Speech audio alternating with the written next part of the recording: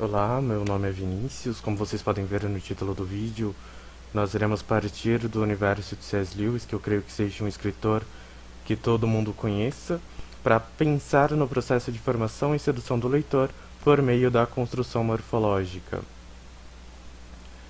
Para pensar na questão da construção morfológica, nós temos que nos ater aos estudos de Vladimir Propp, que foi um acadêmico e estruturalista russo, que se preocupou com as funções morfológicas desempenhadas em 100 contos russos de magia, e que posteriormente resultou na obra Morfologia do Conto Maravilhoso.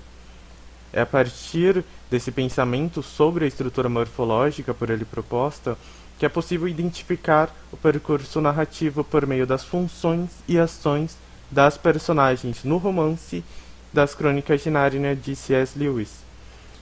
Esse estudo ele visa traçar como a construção morfológica contribui para o processo de sedução e formação do leitor. E essa busca ela se dá analisando a obra do Lewis e pensando o objeto não só enquanto texto literário, mas também nas suas adaptações cinematográficas. E para isso se faz o uso da estética da recepção, formulada por Jauss em sua aula inaugural na Universidade de Constança, em 1967, na qual o leitor ele desempenha um papel efetivo dentro da narrativa, e esse papel ele parte do leitor para com a sua interpretação à obra, e sendo ele passível de identificação ou como leitor passivo ou ativo em relação ao texto. Ou seja, nem todo leitor ele tem um papel ativo em relação à obra, nem todo leitor trabalha a questão de pegar a obra e colocar ela em diversas situações. Por exemplo, eu já peguei uma obra só por ler, e é isso que a gente considera de leitor passivo, enquanto temos outros leitores que podem ser considerados como leitores ativos, que analisam a obra e colocam aquilo que está dentro do texto em demasiadas situações. E é isso que nós consideramos como leitor ativo.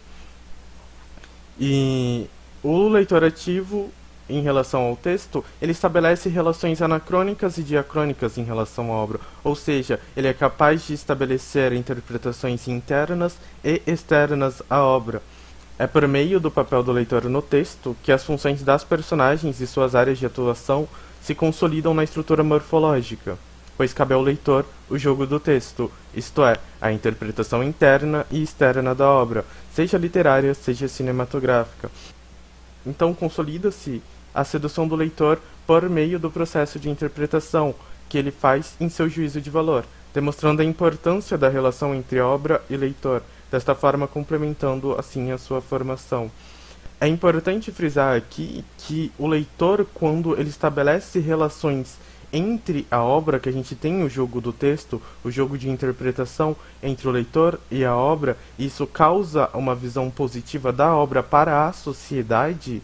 Nós temos um pacto comercial para com a recepção crítica do leitor, isso leva a levantar pontos positivos para que essa obra seja adaptada para o cinema. É aí que começa o processo de sedução do leitor.